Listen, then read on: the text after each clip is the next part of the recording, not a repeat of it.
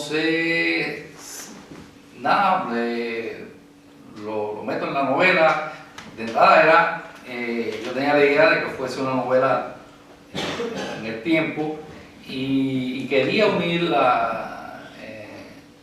el problema de Cuba con el problema de España. Hay un capítulo dedicado a Cuba-España y otro dedicado a España, comparando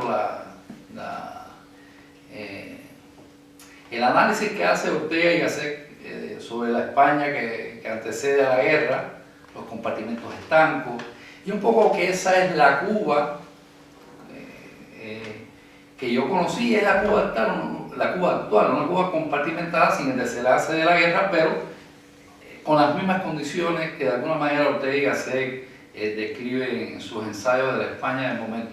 Y entonces, bueno, por ahí eso, el personaje de Jorge y su implicación en la historia. Después, como bien sabe, Amadís cuando llega a España lo debía de estar esperando Pablo de la Torrente Bravo, pero es Jorge quien lo espera.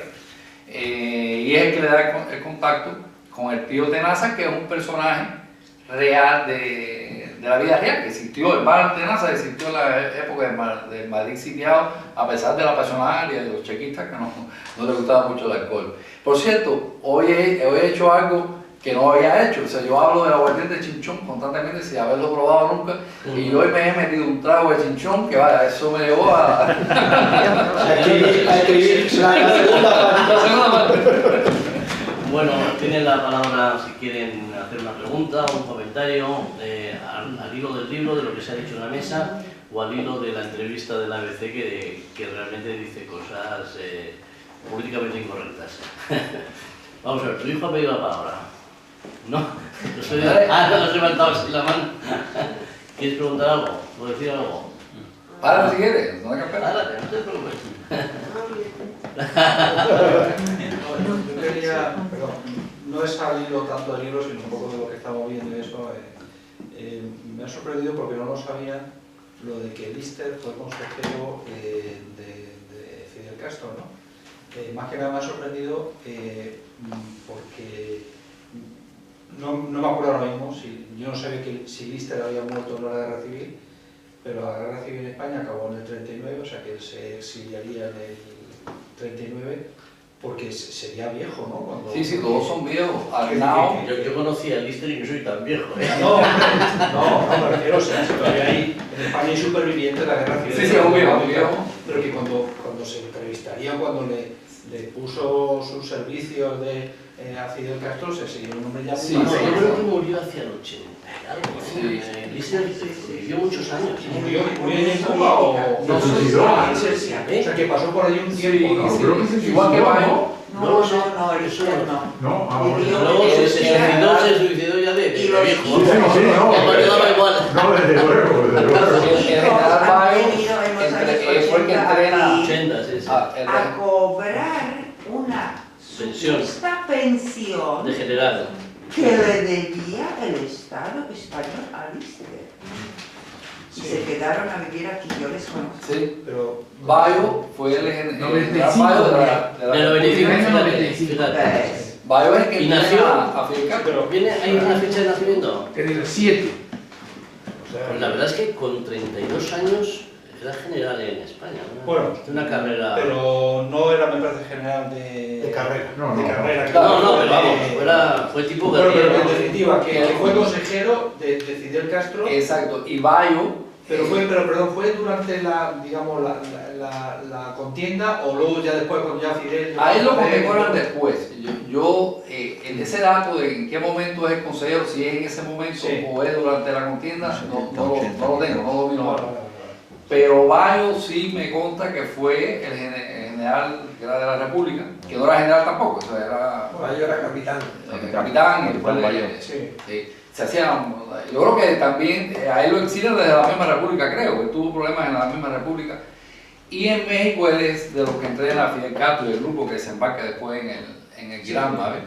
Por cierto, Camilo Cienfuegos y Eloy Gutiérrez Menoyo son, y otros combatientes, inclusive asaltantes al Palacio Presidencial de Cuba el 13 de marzo, son hijos de exiliados españoles. Carlos Gutiérrez Menoyo. Eloy Gutiérrez Menoyo, exacto. Eloy es hijo de un exilado y Camilo Cifuentes. Ambos, el padre y la madre de Camilo. Perdón, no, yo creo que Lister fue después de la... Primero Bayo en México, Sí. incluso Fidel se convenció a Bayo.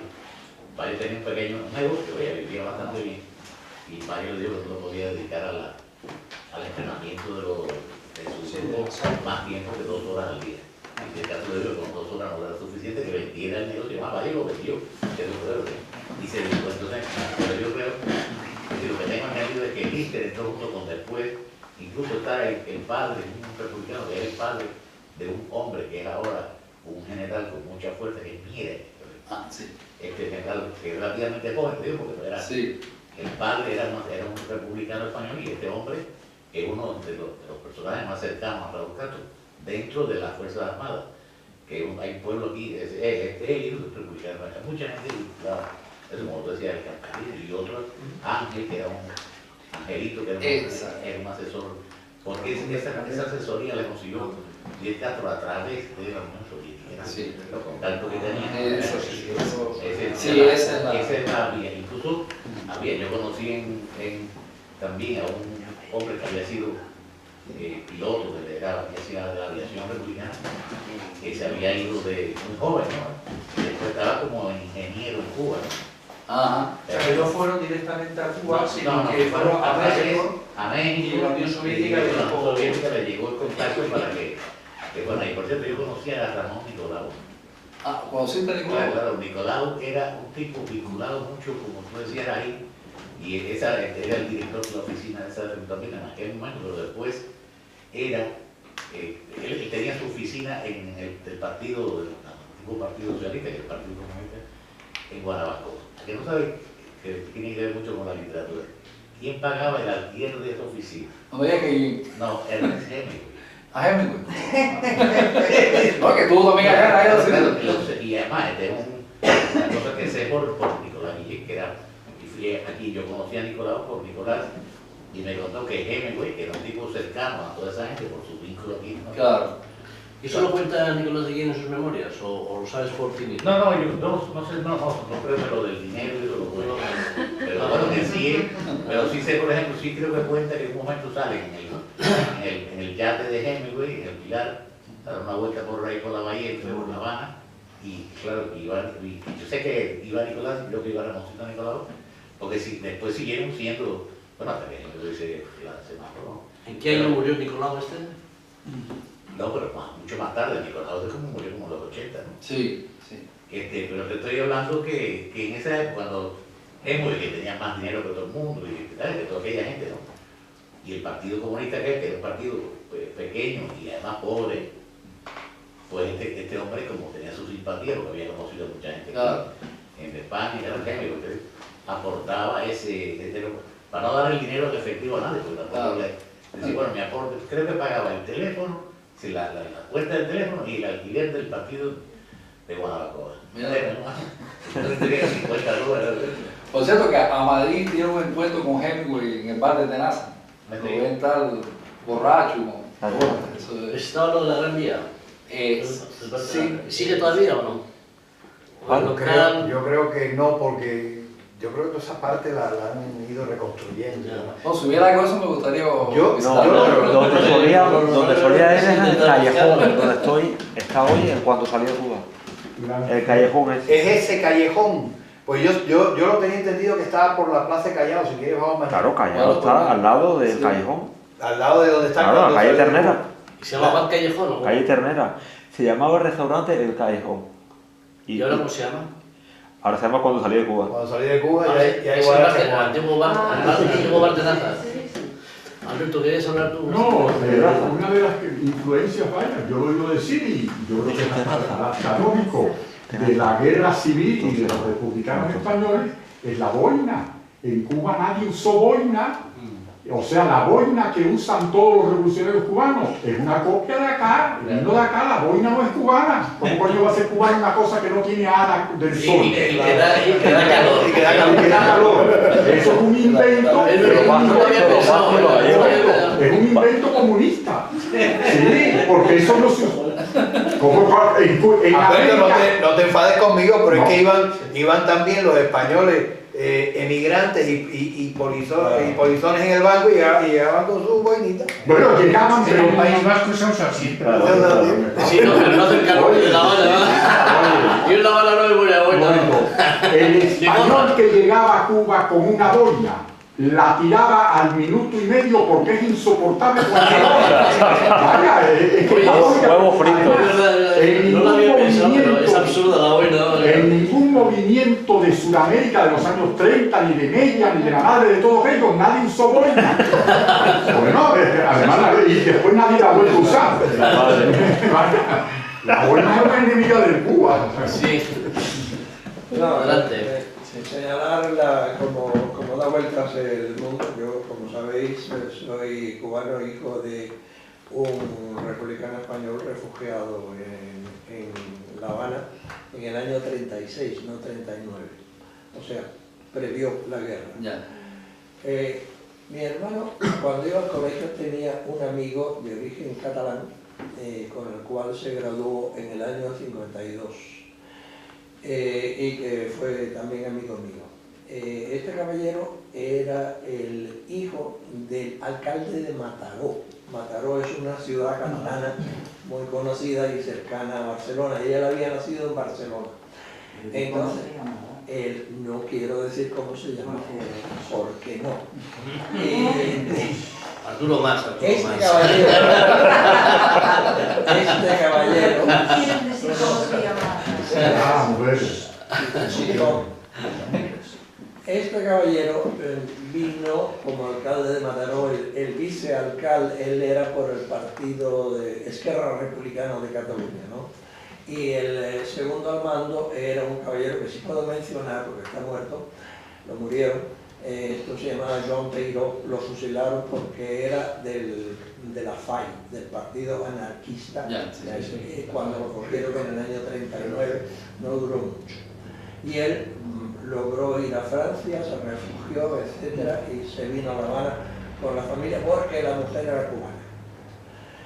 Entonces, lo que quiero decir, este buen hombre era un hombre encantador, un catalán culto, hizo su dinerito y puso una tienda en la rampa de La Habana, pegada al malecón, de bisutería, etcétera, etcétera.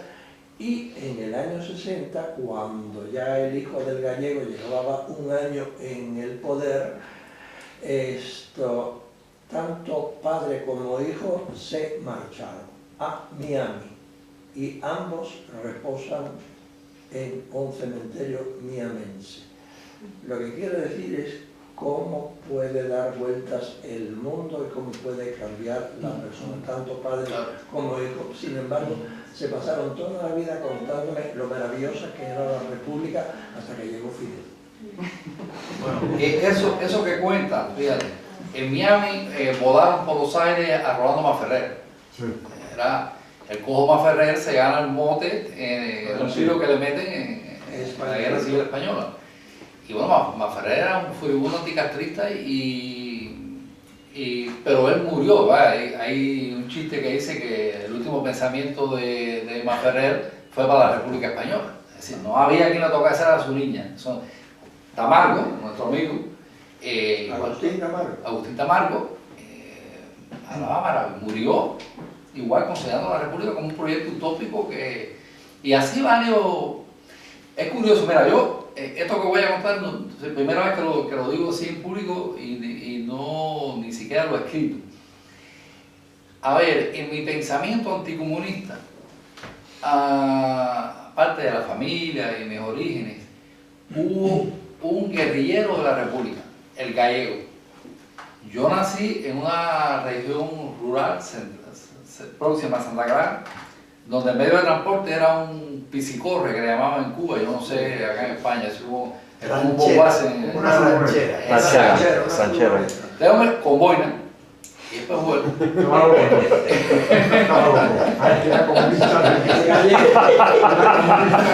Era más rojo que Lenin. Este personaje que ya tiene que haber muerto porque yo era un niño y él tenía 70 y pico, 80 años, probablemente lo había manejado. Él había sido guerrillero de la República. Yo no sé si ahora no puedo establecer si él fue de los que siguieron después en la guerrilla o fue que formó parte de alguna guerrilla contra los nacionales. Pero este hombre me hablaba a mí pestes de los comunistas y me decía, es lo mismo que yo idiotamente quería implantar en España sin saber lo que es. Vaya, este hombre, que me enseñó además a manejar, era un carro, me sentaba en la pierna, entonces me dejaba con el timón, y ya te digo, era un niño, mucho más chiquito que los hijos míos ahora. Y este hombre me hablaba muy mal de los comunistas, muy mal del comunismo, y me fue como enseñando a ver la deriva que iba a tener Cuba en el futuro.